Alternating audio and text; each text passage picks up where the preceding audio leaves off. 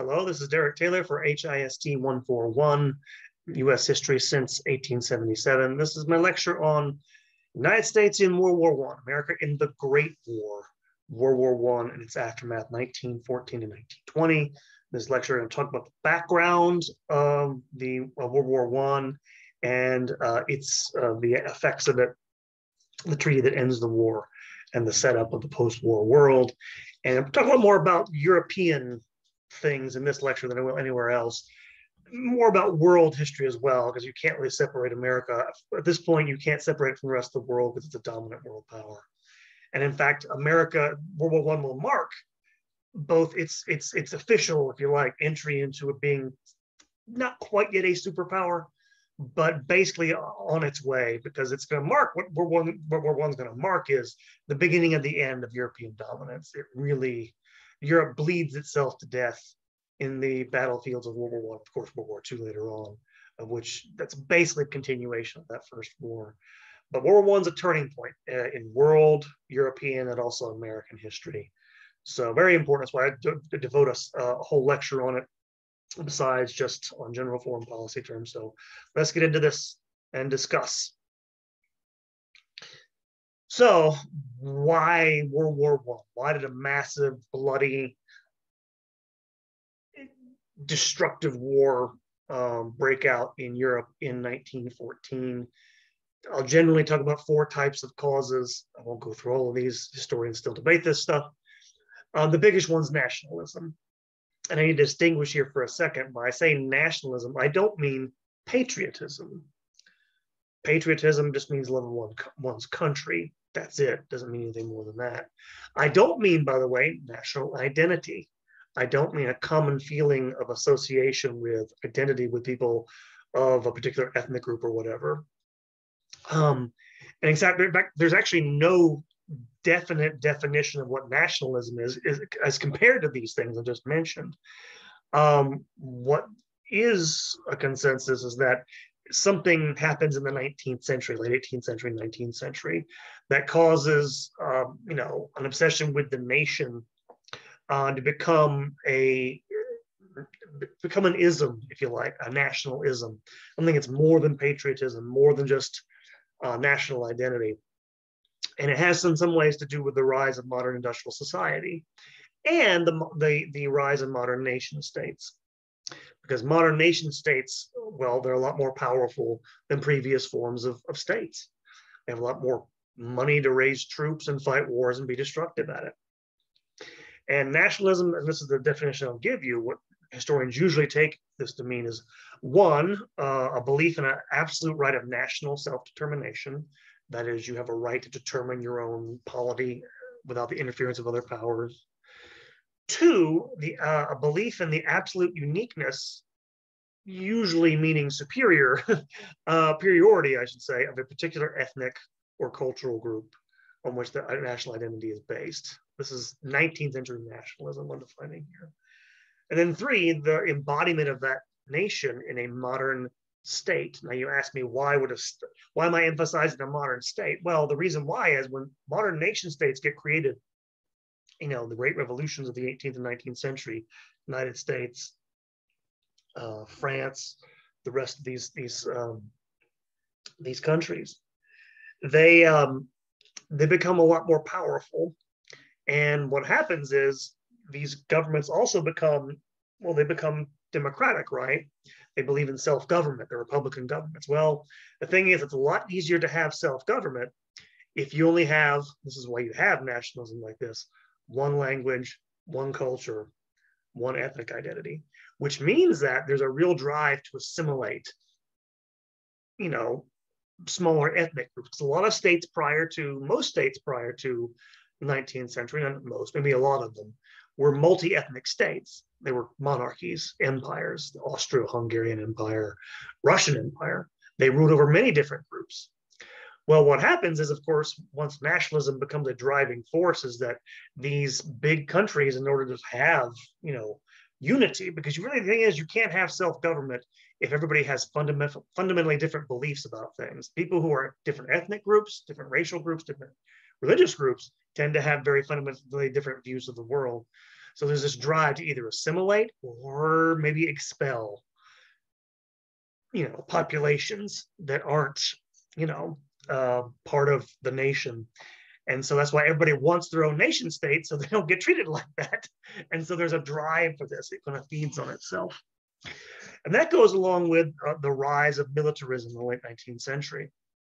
This has to do with industrialization, which produces an exponential change in the development of armaments, and a whole series of different types of weapons are created, become more powerful, more deadly, more mechanical.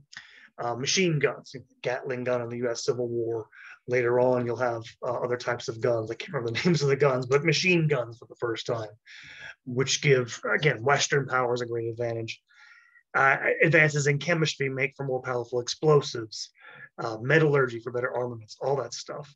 Another thing that militarism does, and when I say militarism, what I mean by that is a growing sense that your country needs to be militaristic. It needs to have a powerful army because other countries have powerful armies. If you don't, you'll get squashed. And this goes along with a proliferation of what are called general staffs. General staffs are what that sounds like. You have a general staff that basically meets together year round to prepare for war. Draw up plans for mobilization of their armies in case of attack. Also, things like conscription and compulsory military service were copied from the Prussian army, Prussian, later German armies, which were the best in Europe.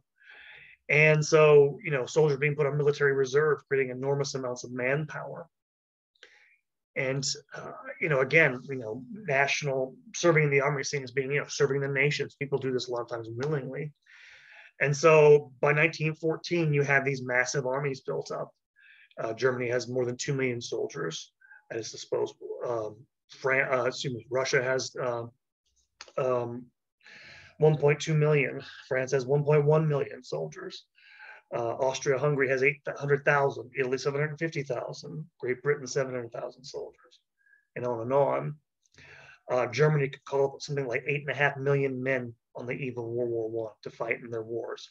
Russia, 4.5 million. Or France, 3.5 million. Austria-Hungary, 3 million. You get the idea. There's this massive, massive buildup going into the war. And one thing I should mention is that even though the German army was the biggest, the World War I's between the Axis powers was going to be Germany, Austria-Hungary, the Ottoman Empire, basically, a couple other, Italy's on their side at one point in the war.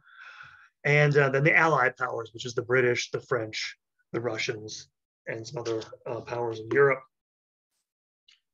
Germany's worried about the Russians because the Russians, even though their army's not as big as theirs yet, it's the biggest country in Europe and it's growing fast. And they were worried that in a few years' time they wouldn't be able to defeat Russia. So that's one of the reasons they went to war as quickly as they did.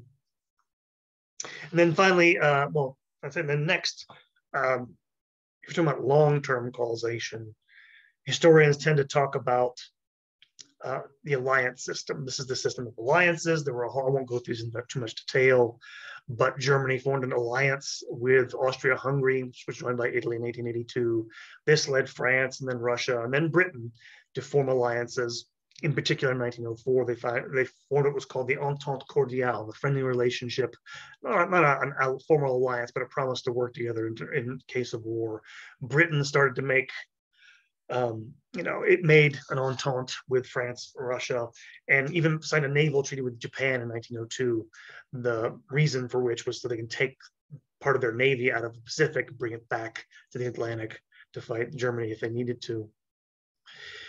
And what's usually, again, attributed to the system is that the system, set off the war once one person's alliance got activated, other people's alliances got activated. There are debates about that. It doesn't seem like that has as much to do in the long term, we think, based on what I've read. And then finally, they're just short-term events, things that nobody could predict. And that's one of the things we'll talk about here a little bit, is things that, the word you're looking for is contingency. It's a big word meaning things happen that weren't predetermined, that they could have easily not happened. So lots of things go into World War One. It's a fascinating subject. You should go to the World War One Museum and get some extra credit. It's great. And just to talk about nationalism a little, again, show you that picture here. I kind of went over it, but what nationalism is and what it isn't. It's easier to say what it isn't than what it is. But it leads to, of course, aggressive. Remember how I talked about, it's about one ethnicity, one language, all that stuff, having to have one unified identity as a nation. It tends to lead to the demonization of other nations.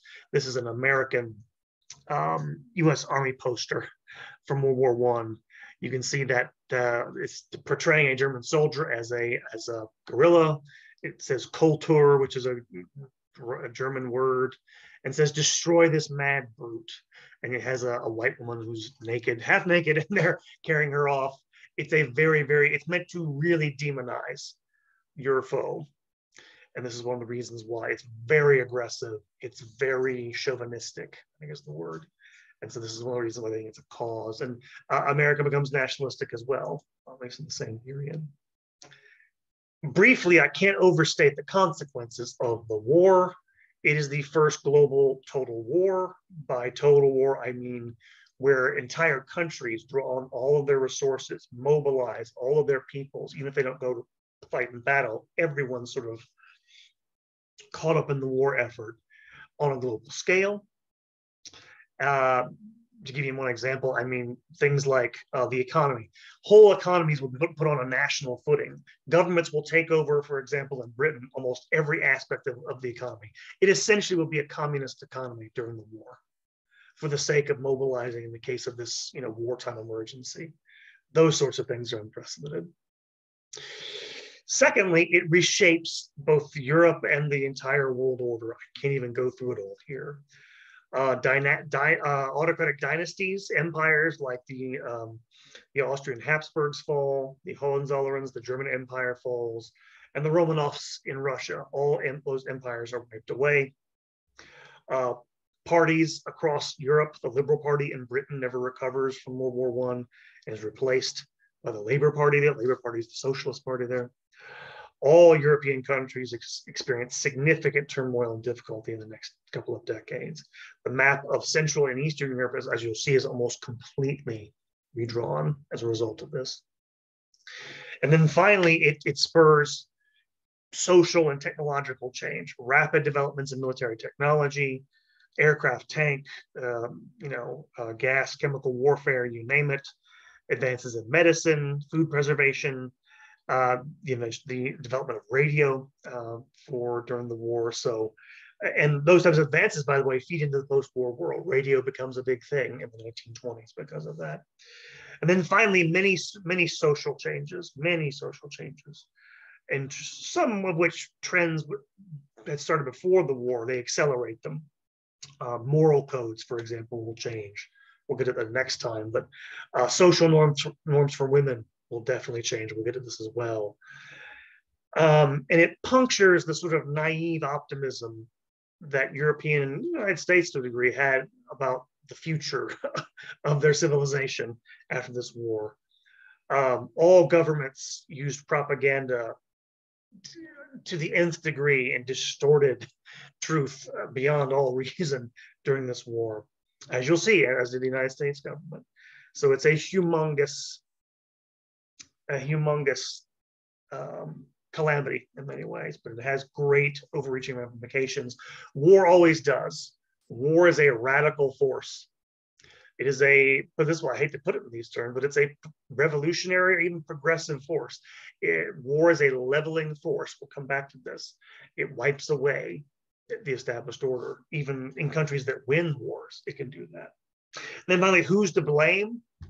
This is important too, because this will get into the aftermath of the war about who to blame and who caused this. The general consensus that I have seen among historians is that most historians want to put the blame on certain people in the German and Austrian governments for starting the war. You'll see why in a second. Not the entire countries, but their governments, and even only parts of their governments. People, again, in their general staffs who were militarists who were pushing for a war and did so for reasons that, again, we'll get into this. They're complicated, but That generally is a feeling. There have been other thinkers in the last 20 years who have tried to blame the Russians. We'll see about that, but mostly the blame lies with the general staffs of Germany first and then Austria. So say the historians I've read anyway. But there's a timeline to how this all breaks out. What happens is, again, one of these multi-ethnic states is the Austro-Hungarian Empire. They control territory in the Balkans that is made up of Slavic peoples, most of whom don't want anything to do with being ruled by Austria. There's an independent kingdom close by called Serbia. What happens is the Archduke Ferdinand and his wife, the heir to the Austro-Hungarian throne, go to visit a place called Sarajevo, which is the Slavic part of their empire. While he's there, he is assassinated by Serbian terrorists.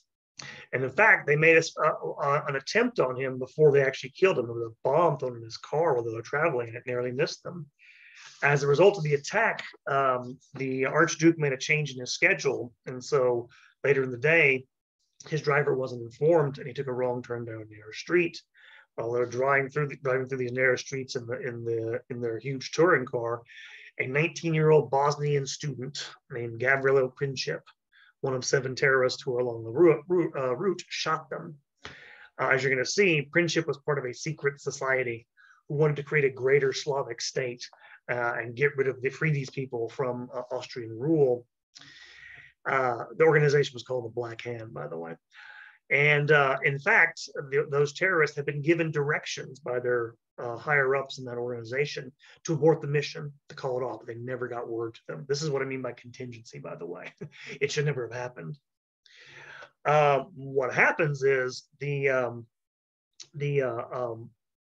direct participation of what's going to happen is, of course, because these are Serbians, this gets the Austrians to think that, well, the Serbian government must be behind this. And so after an investigation, Austria issues an ultimatum to Serbia, and they demand all sorts of things. But one of the things they demand they hand over the assassins. They also demand they allow Austrian troops and Austrian police to go into Serbia and to investigate to find the terrorists, basically. And they make, in other words, they're basically making something that demands them to surrender their sovereignty.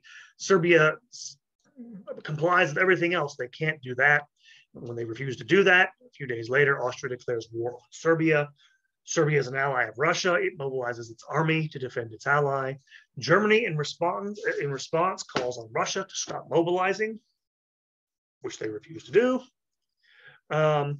Here's a picture from Sarajevo, the morning of, apparently, 1914. That's the Archduke and his wife. In 1914, getting their touring car. And this is a picture of Gavrilo Princip, the Slavic young man who assassinated him.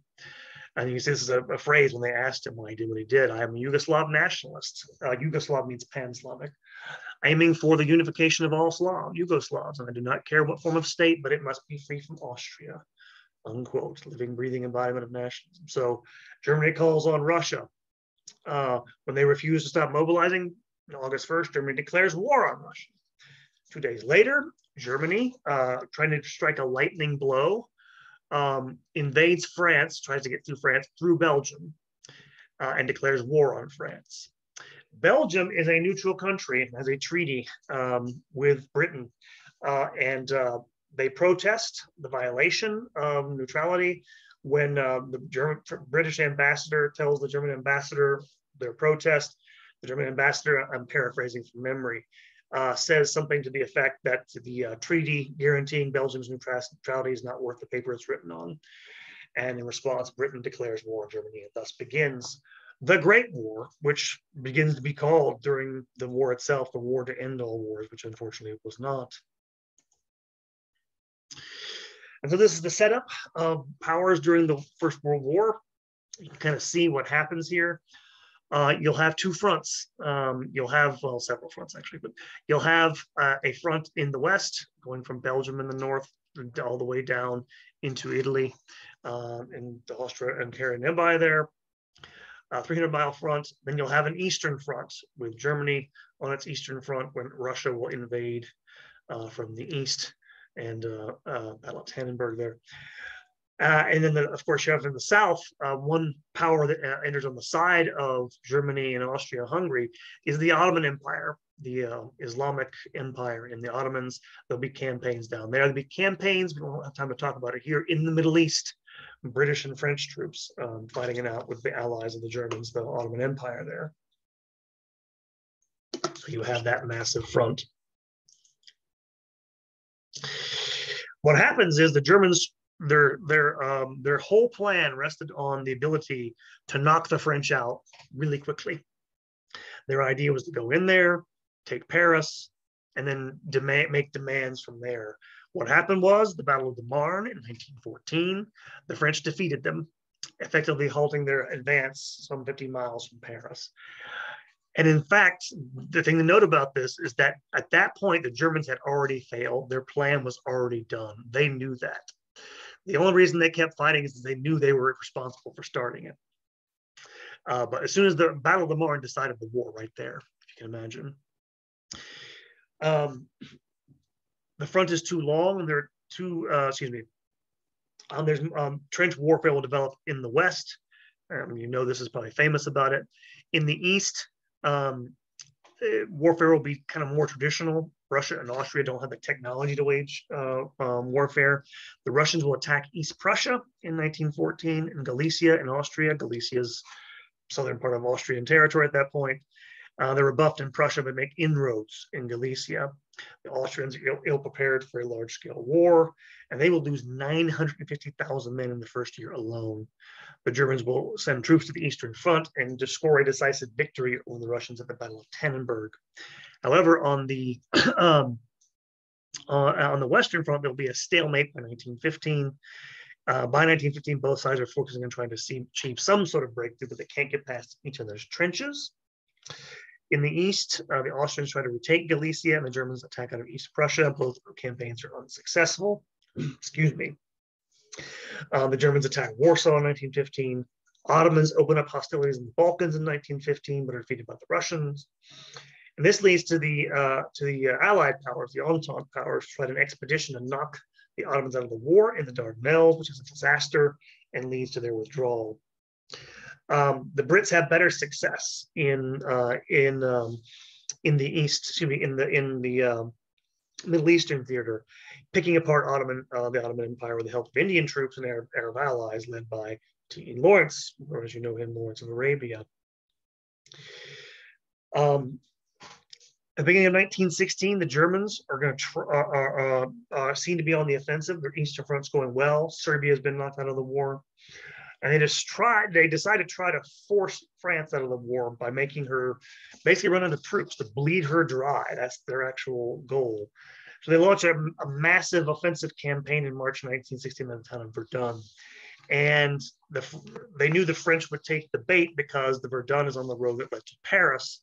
So they knew they would fight there. And the whole purpose of this battle was to literally just kill as many French soldiers as they could. During a 6-month siege, 337,000 Germans and 377,000 French soldiers were killed. The Germans did not turn the tide of the war at Verdun, and it simply just ended up being an exercise in industrial size killings and massacres. To aid the French, the British launched a massive attack on a town called the Somme in Belgium to relieve the pressure from Verdun and the Eastern Front. They didn't achieve their breakthrough, but they did become a distraction. In that battle, there were 650,000 German casualties, 420,000 British, and 200,000 French casualties. And so this began the sort of fierce stalemate by 2016. And so that's where you're at when in 2016 there's going to be rumblings that the United States should get into the war. Now, one thing to note here is that Wilson had called on in his re-election campaign in 1916 for the United States to be, quote, neutral in fact as well in name, impartial in thought as well as action, unquote. His idea at the beginning was if he could keep the United States out of the conflict, he could influence the post-war settlement. The problem was there was a lot of conflicting opinion at home about the war. Many Irish Americans viewed Britain as the enemy and resented its continued occupation of Ireland. There were millions of German Americans who maintained ties to their homeland. Some progressive Republicans, such as Robert La Follette of Wisconsin, the senator, violently opposed taking sides in a European conflict, as did socialists, who condemned the war as a conflict among capitalists and imperialist powers. There were some attempts at mediation, American attempts, not by Wilson, by private actors. In particular, two men in particular, Andrew Carnegie and Henry Ford, who opposed the war. Henry Ford is the inventor of the automobile. In December 1915, Ford sent 100 men and women to Europe on a peace ship to urge an end to the conflict. Again, there was this idea among some Americans, again, to stay out of European conflicts. That had been a traditional thing. But one of the things that did not allow them to do this is the United States was wanting to trade with all the warring nations. This was not possible. In September of 1914, the British imposed a naval blockade on the Central Powers, on the Axis powers, I should say, Germany and Austria-Hungary, cutting off supplies of food and equipment. And the Wilson administration initially protested this as an infringement of the rights of neutral carriers, but did not take action. But the problem was the United States had a trade balance that favored Britain greatly over Germany. And so this undercut US neutrality. It tied America's economic success to the Allied victories. If Germany won and Britain and France lost, they would probably default on their debts, and American companies would suffer for this. So there's a lot sort of pushing him toward war. And in particular, you're begin to have the Germans try to break that British blockade, and they begin to use a new weapon, the U-boat or the submarine. In April 1915, the German embassy in Washington issued a warning that all ships flying the flag of Britain or its allies were liable to destruction. A few weeks later, a U-boat off the coast of Ireland torpedoed a British luxury liner called the Lusitania, killing nearly 1,200 people, including 128 Americans. This attack outraged public opinion in America. Wilson sent protests to Germany. But however, by September, tensions had sort of died down. Germany announced that U-boats would no longer attack passenger vessels without warning. Nonetheless, this caused Wilson to change his mind a little bit, to reconsider his options. He began to try to mediate the conflict behind the scenes, and finding no takers, he began to endorse a buildup in the U.S. Army and Navy that fall.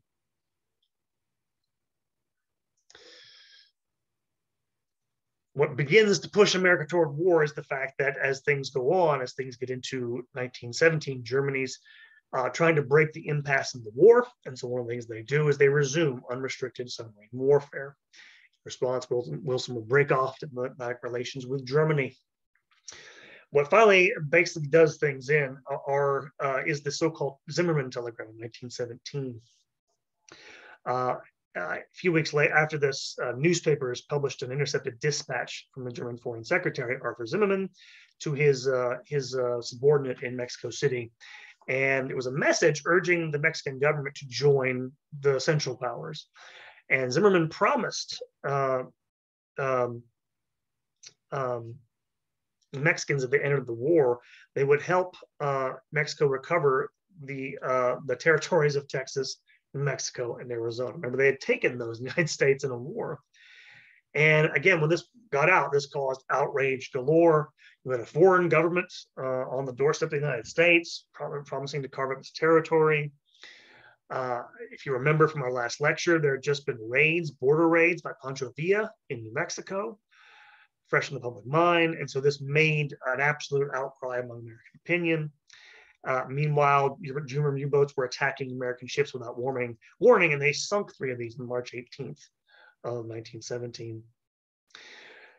And so, beginning of April 2nd, 1917, Wilson asked Congress for a declaration of war in a speech that sort of channels his progressive zeal, his idealism, his in some ways, his militant Protestantism. Wilson promised that American entrance into the war would be to, quote, make the world safe for democracy. We're not fighting for mere nationalism here. We're fighting for, these large abstract concepts like democracy. I mean, we'll talk about this in our discussion. It's been injected into American foreign policy ever since. On April 6th, the United States Congress declared war on Germany. The vote was not unanimous. 6 senators and 50 members of the House voted against it, but it began our entrance into the war and effectively meant, by the way, the end of it, because once we got up to speed, that was going to be the end of Germany. The U.S. Army in 1917, I should mention, there's something to note here, is that at the time of the war, they entered the war, there were fewer than 200,000 soldiers in the U.S. Army. And the reason why is until after World War II, until the Cold War, we'll get to this, there had never been a large standing army during peacetime in the United States. Ballooned during the Civil War, was drawn down to a skeleton army, basically. The reason why is because Republican theory, not Republican as the Republican Party, but Republican in terms of Republican forms of government, tended to be suspicious of large standing armies in peacetime. The World Wars would change that. And so Congress instituted a military draft in May 1917, chose General John Pershing to head the American Expeditionary Force. When it entered the war, German U-boats were sinking 900,000 tons of Allied ships each month. By sending merchant and troop ships in convoys, the U.S. Navy cut that down to 400,000 tons by the end of the year. Allied commanders were pleading for more American soldiers to fill their units, but Pershing waited until the ADF reached full strength. At the same time, probably even more important thing for the war happened to a certain degree is that there was a revolution in Russia.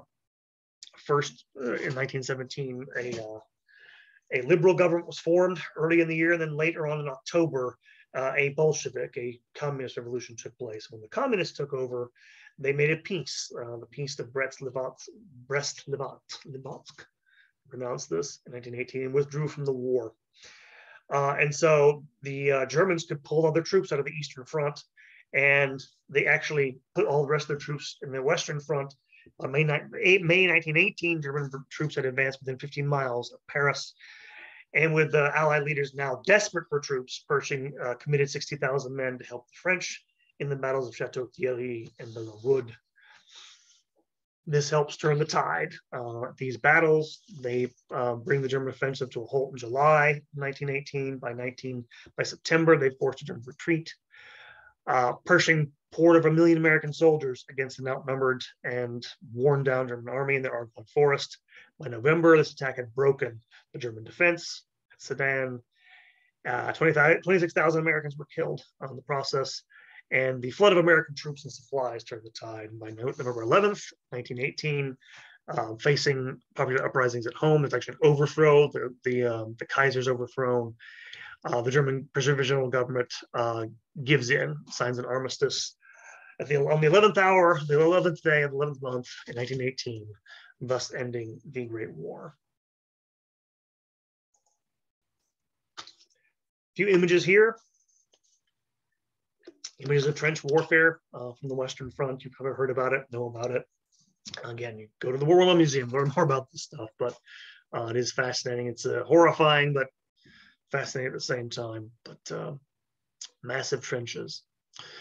And these, by the way, I'll get to the soldiers in a second. These are code talkers, code breakers. They're Choctaw code talkers, Native Americans who will speak in their own native languages that the Europeans can't speak. And so you probably heard of Navajo code talkers from World War II. They were present in World War I as well. And then here's a map of Western Front specifically the entire war. Germany, you see most of the big battles early on. We'll get to the Americans more specifically in a second. The Somme, Ypres, Passchendaele, a few other ones down here, Verdun from 1916, Marne right here in 1914. So you can see where the lines are on the Western Front. And then here's more specifically what the Americans contributed later in the war. Again, Michel, Saint-Mihiel, Chateau Thierry, Belleau Wood are the first big ones. They push the Germans back, push them back into Belgium at Sedan, and then at Cantigny.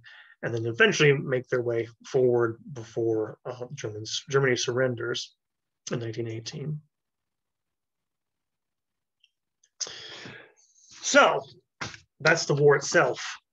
But the war changes all these countries radically, and it'll also change the United States. Both of the wars, World War I, World War II.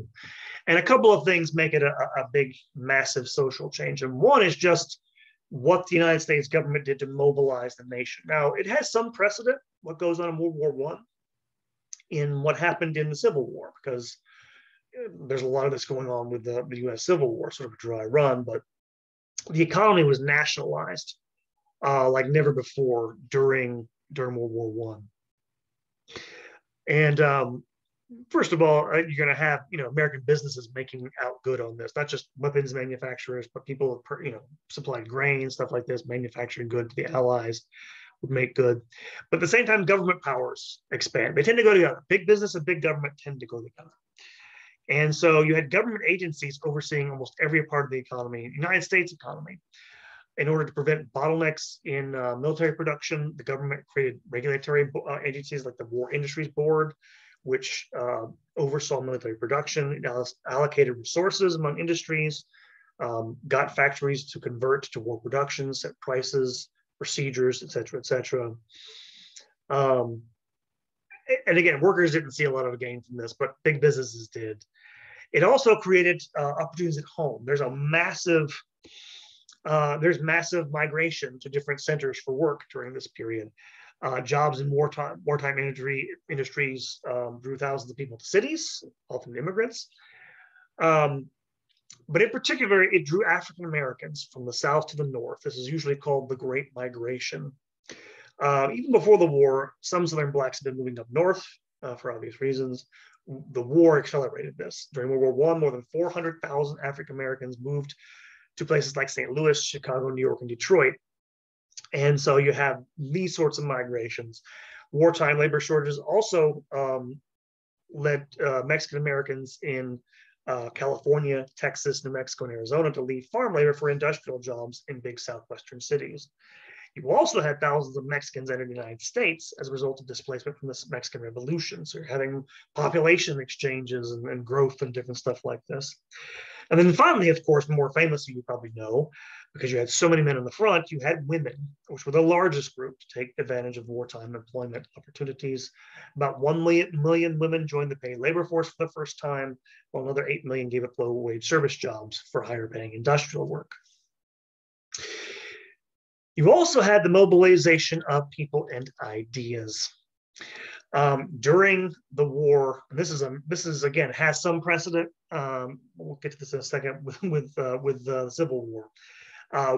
Woodrow Wilson was kind of obsessed with suppressing dissent, and in particular, whipping up support for the war. And so, in April 1917, he formed what he called the Committee on Public Information, or for Public Information, a propaganda agency headed by a former journalist named George Creel, whose point of which was to whip up war sentiment, to get everybody in a frenzy to go fight the war.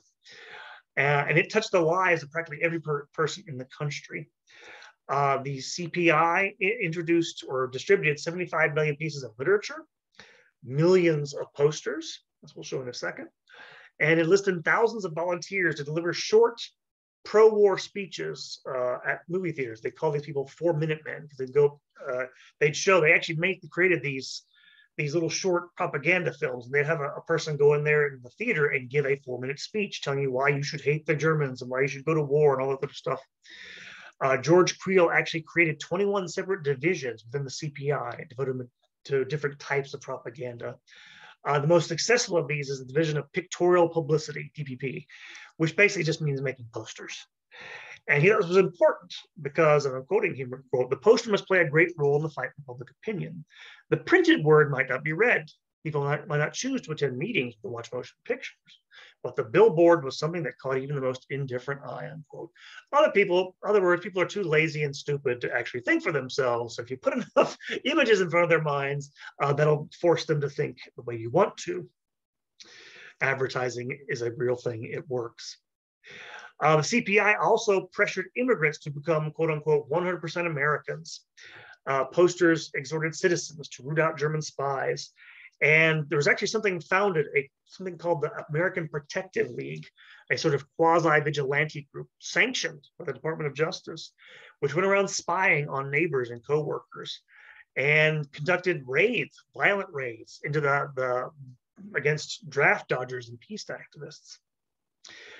German Americans initially suffered most from this, but this helped arouse a native hysteria against immigrants that would last in the 1920s. And then finally, they tried to control dissent through legislation. Congress passed 2 laws to curb anybody criticizing the war effort. The Espionage Act, 1917, imposed stiff penalties for any anti-war activities, demonstrations, that sort of thing. And the Sedition Act of 1918 prohibited any words or behavior that, quote, might incite, provoke, or encourage resistance to the United States or promote the cause of its enemies, unquote. And these acts, by the way, gave really vague and ill-defined notions of treason and sedition. They led to the conviction of, I've heard different things, 1,000, sometimes 2,000, upwards of 2,000 people. They were actually convicted and sent to jail for this in the United States. And these things were upheld, I should mention as well, by the Supreme Court.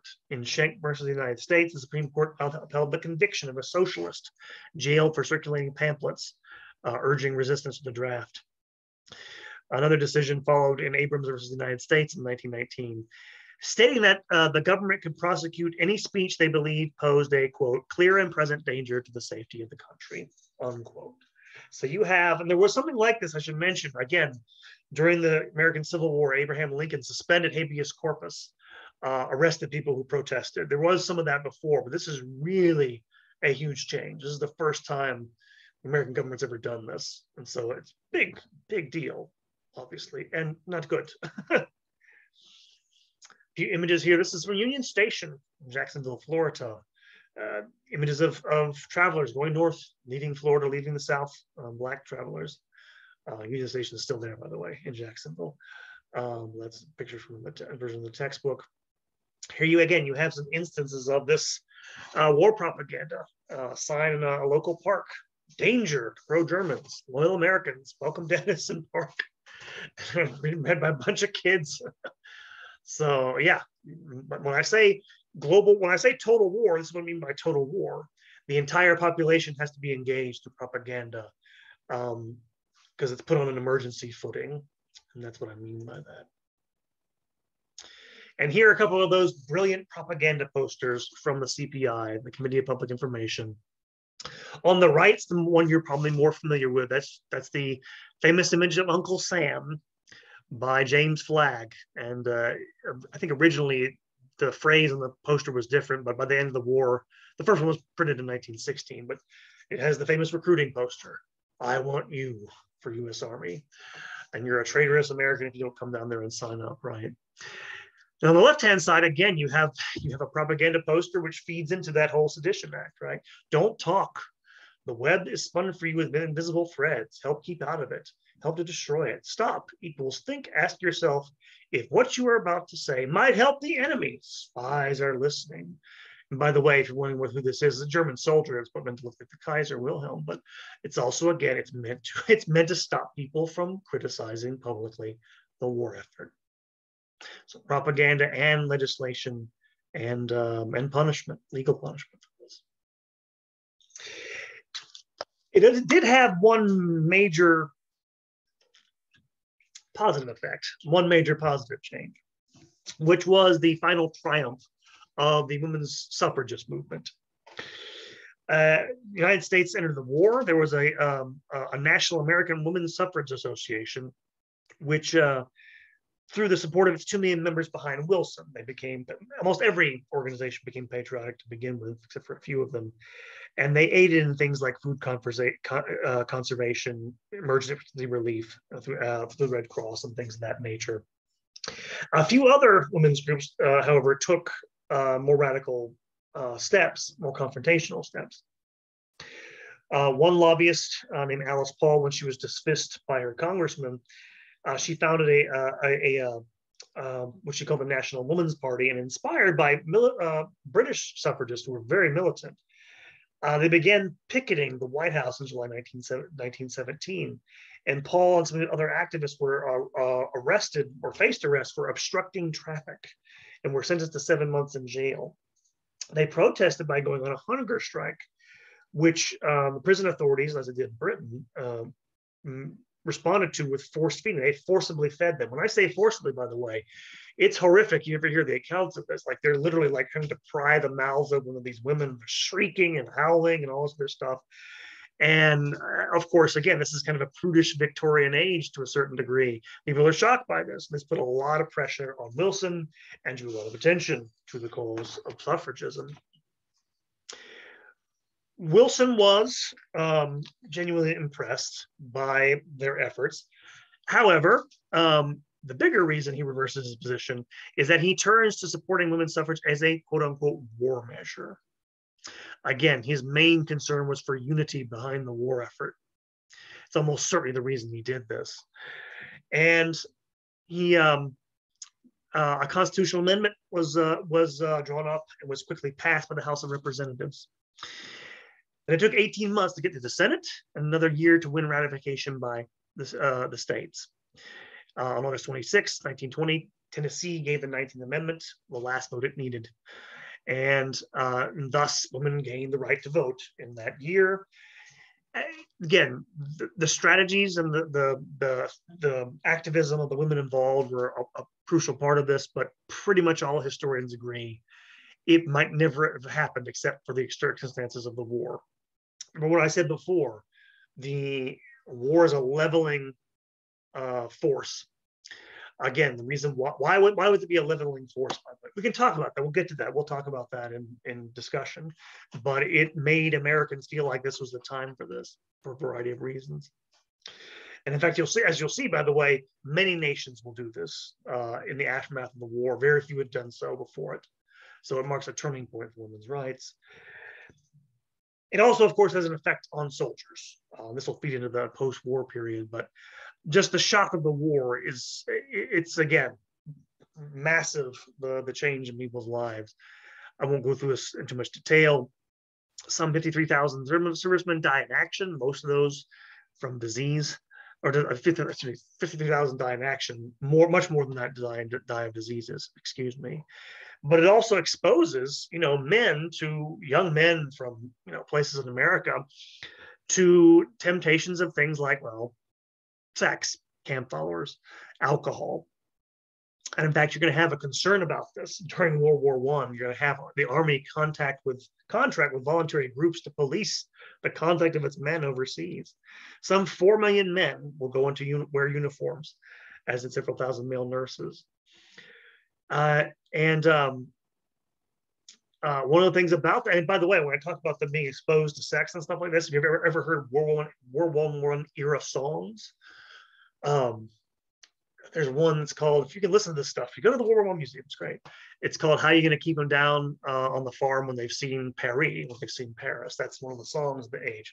And it basically meant was, how are you going to keep them in these rural, and again, people come from rural areas, they're shipped overseas, they go see great cities being bombed. During the war, they get exposed to, again, opportunities for sexual activity they wouldn't have at home. It really alters people's lives. You will also have a fair number of African Americans enlist for patriotic reasons, 400,000 actually, and they'll account for about 13% of the armed forces. You'll have a lot of numbers of immigrants, Mexican Americans in the Army as well. And but the African American experience was often grim. They were served in segregated units. They were given menial tasks mostly. A few people were different. There was a famous band, I think it was called the Harlem Hellfighters, that went on a military band that went along doing tours during the war and after. But racial discrimination disrupted a lot of things, with violence in several camps. And in fact, about two-thirds of African American soldiers saw military action in France, but most escaped the horrors of trench warfare. In fact, some Black soldiers actually went and served in the French army because they couldn't fight. They were given menial tasks. They did fight with distinction in the French army. And at the beginning of the war, most African Americans, progressive people like W.E.B. Du Bois, supported the war hoping that the drive to make the world safe for democracy would sort of give impetus to give secure rights of African Americans at home. But he quickly became disillusioned because it did no such thing, unfortunately. And then finally, the war almost certainly contributed to the great influenza epidemic of 1918-1919. 63,000 American troops died from disease, mainly the flu. And it, over the next year, would kill 50 million people throughout the world, worldwide. And some 650,000 American civilians also died of influenza. Not to mention the 8 million soldiers lost by the Allied and Central Powers.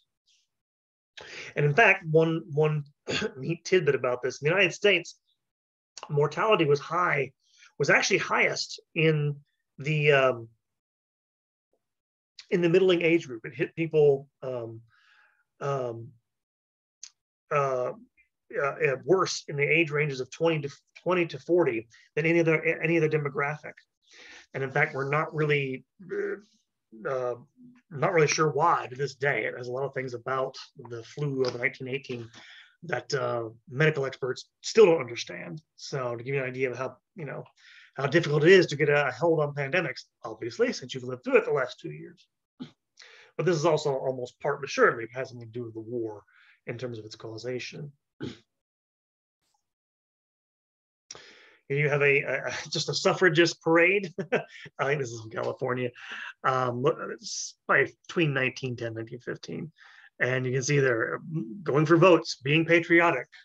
It's usually very hard to appeal to Americans if you tell them you hate their country, especially if you're a fellow citizen. But again, this is one of the things they did. And eventually, because of the war, at least it worked. And by an image of women working at Puget Sound Navy Yard in 1919, women going into industry because of all the men are away. You see African American women there, a couple of them in front as well, just up there in 1919 in Seattle. Okay, so what about the post-war settlement? And one of the things we'll talk about, because this is in some of your readings for this week in Major Problems, is the vision of Woodrow Wilson. Because Woodrow Wilson is a progressive, remember? And Woodrow Wilson is usually credited or blamed, depending on your perspective, for introducing a sort of progressive idealism into American foreign policy. Wilson basically was proposing, he liked high-flown rhetoric. He was proposing by 1917 things like, quote, peace without victory, that only, quote, peace among equals, unquote, could last. And this is one of the things that set up a real tension between him and his allies at the Versailles Peace Conference in France following the war. Wilson wanted to bring into being a sort of progressive vision of a sort of, post-nationalist era. People would look beyond it's sort of, I'll go to this, we'll go into detail, we'll talk about this, but where you have this sort of harmonious commonwealth of nations basically coming together. And this was not at all what either Britain, the leaders of Britain and France, wanted no part of this. They'd just gone through hell with their own populations. They've been brutalized by the Germans. The Germans have committed war atrocities, war crimes in places like Belgium. There have been, by the way, humongous war crimes I haven't even mentioned here. The biggest war crime of the entire war was committed not by the Germans, but by the Ottoman Empire. If you've ever heard of the Armenian genocide, Armenian massacre, we may call it, some 1 million Armenians were displaced and died as a result of the actions of the Ottoman Empire towards its end during the war. So there's massive displacement, there are refugees everywhere. There's a whole ton of just anger at the Germans. And so despite all this, Wilson got the Allies to adopt his so-called 14 points as a basis for negotiations. You'll see, we'll read through this. You'll see it in your Major Problems. We'll go through this. They embody strands of American progressive thinking. They call for open diplomacy, no more secret treaties. I should have mentioned about the alliances. A lot of these alliances are secret.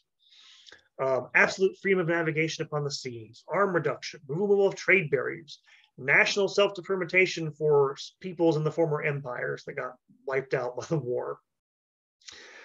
Crucial to this was also his idea of founding a League of Nations that would guarantee, quote, independence and territorial integrity to great and small states alike. The idea was it'd be an international regulating body which would mediate disputes, supervise arms reduction and stuff like this, and try to curb aggressive nations through collective military action. Wilson's hope was that the League would end all wars. To put it bluntly, bring this back to contemporary events, it was supposed to end things like, well, what's happening now in Ukraine, aggressive warfare by a more powerful nation against a weaker one. Obviously, it didn't work. But in the end, if they adopted it as a basis for discussion, the Allies simply wouldn't have anything to do with his, at least with regard to the Germans. They would give him his League of Nations. They were not going to allow him to dictate what they're going to do with Germany. David Lloyd George of Great Britain, George Clemenceau of France, and Vittorio Orlando of Italy, they wanted Germany punished. And so their plan for doing so involved several things, the treaty and just the basic things. One is they forced Germany to pay an obscene amount of reparations, $33 billion, to give up coal supplies, merchant ships, viable patents. And if that sounds cruel or whatever, it was supposed to be. In fact, it was so high, people have mentioned this, it was literally so high, the reparations, that the Germans couldn't pay it. That was the point. It was meant to cripple the German economy and basically humiliate them. Secondly, they stripped Germany of territory. Alsace-Lorraine was an industrial region that actually had been fought over by France and Germany, and before that Prussia, for many decades. They gave that back to France. The Saarland, a coal mining region, was taken from them. And in the Polish corridor, Danzig, an ethnically Polish, wealthy industrial region, was given to the independent state of Poland. I'll get to this in a moment. They created a bunch of new independent states. And the Rhineland area, which has a border with France, was demilitarized, so it acted as a buffer between France and Germany. They couldn't put troops in there. That's one of the mandates of the treaty. And then thirdly, Germany was not allowed to have a large army. It was artillery, tanks, submarines were supposed to be prohibited. So it was tried to disarm them. And most controversial, a war guilt clause was inserted into the treaty, accusing Germany itself, again, not its leaders, it's the entire country, just Germany blank, that one word, was put in there to blame them for the war. So that war guilt clause became a real serious point of contention for Germans who resented it for obvious reasons. And finally, the Allies also dismantled the Central Powers colonial empires. German, Russian, and Austro-Hungarian possessions were taken over. Japan took over Germany's possessions in East Asia. Japan entered on the side of the Allies. France kept Indochina. But the biggest spoils were parceled out between France and Britain in the Middle East. Ottoman and German colonies in the African and Middle East were sort of parceled up between them. And in fact, what they'll do is create a system of mandates. The League of Nations will give control of parts of the Middle East, what we know today as things like, it's called Transjordan back then, but the country of Jordan, country of Iraq, Syria, in the hands of these different powers. French get Syria, the Brits get Iraq. And a lot of our present day problems in the Middle East can be traced to this. I won't go through it in too much detail, but very arbitrary boundaries set up by these people. And I say mandates, what that effectively means is they had control of these countries until such time as they could govern themselves.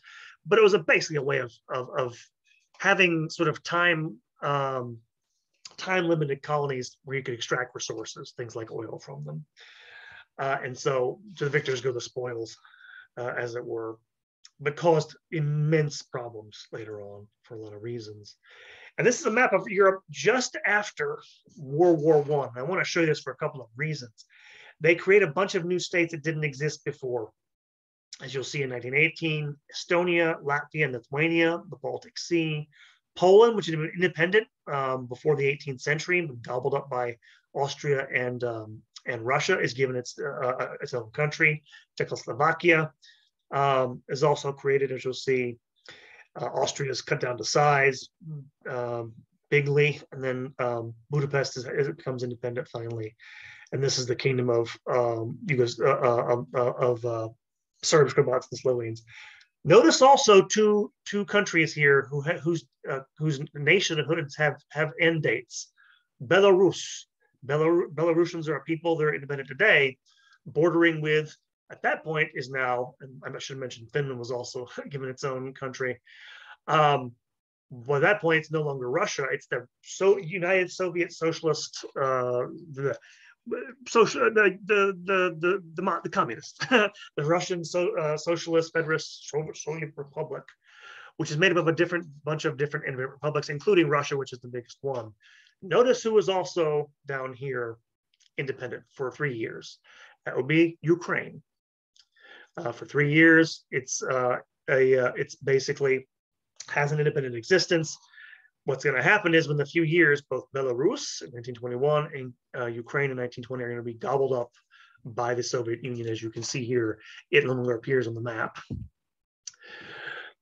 While you still have all these other countries here, Yugoslavia, and that's what the Kingdom of all Slavs means, basically.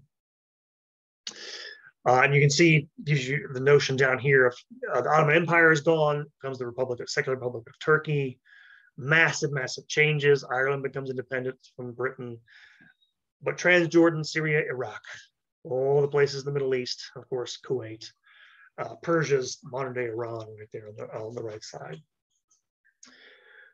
This is the demilitarized zone between Germany and France. It's meant to protect France, that demilitarized zone, since they got the worst of it in World War I. And finally, so Wilson comes home. And by the way, I should mention this. He was greeted as a hero when he got to the post-war peace conference in Versailles. He was seen as a savior. Probably went to his head. He came back home. He didn't get that sort of treatment for a variety of reasons. He hoped, because the Senate had to ratify the Versailles Treaty and the League of Nations.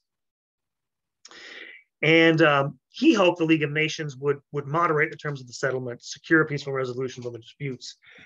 For this to happen, Americans had to participate in the League.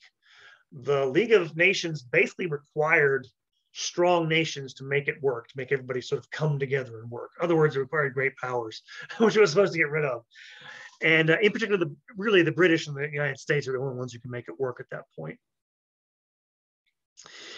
So he set out to persuade his Congress, particularly the Senate, it ratifies treaties, to ratify the treaty. Now, major opinion makers in the press, in academic circles, even in religious denominations supported the treaty. The Republican Party was openly hostile to it, and they held a majority in the Senate. One group, which got to be called the Irreconcilables, consisted of Western Republicans, such as Hiram Johnson of California, and the progressive Robert La Follette of Wisconsin, who opposed any U.S. involvement in European affairs. Another group, led by Henry Cabot Lodge in Massachusetts, worried that Article 10 of the Constitution or whatever of the League of Nations, which called for collective security, would prevent the United States from pursuing an independent foreign policy. Let me spell that out for you. Article 10 means basically you have to give up some of your sovereignty and submit to the decisions of the League of Nations. And that's the thing that Lodge objected to. It didn't want a treaty with an international body curbing America's ability, the government's ability, to go do what it wanted to. And again, this is the age of nationalism, right? You don't want to have foreign bodies or international bodies curb your national independence. This is one of the reasons why the League of Nations will not work. But in order to mobilize support for the treaty, Wilson actually went on a sort of campaign tour. He stumped for it, going on a speaking tour throughout the country. Unfortunately for the poor man, while he was in Pueblo, Colorado in 1919, he collapsed. A week later, back in Washington, he suffered a severe stroke, which left one side of his body entirely paralyzed. He still urged Democratic senators to reject all Republican amendments to the treaty. And so when it came up for a vote in November 1919, it failed to win the required 2/3 majority. A second attempt in March 1920 fell 7 votes short. And thus, the treaty died, and with it, basically Wilson's presidency. With his stroke, he simply couldn't govern the same way before, and that was the last major thing he could get done, and he didn't. And so the United States never ratified the Versailles Treaty, nor joined the League of Nations. And in fact, without the United States, the League would be far too weak to do what Wilson had hoped it would do. There's a reason to think, by the way, it never would have done what it was supposed to, even if the United States had been in it. But when he dies, the 4th man in 1954, his dream of a sort of international order is already dead. And so that is the end of this lecture. And that's a happiness, but this is the end of our little discussion, lectures on United States entry into the world and the complicated world of foreign policy. And so hopefully we'll discuss some of these issues, talking about the war itself, the aftermath, the peace, nationalism, all of those sorts of things. Obviously, they're all ongoing topics at the moment in the world. So thank you guys for listening. Hopefully we'll have a good discussion, and we'll see you guys next time.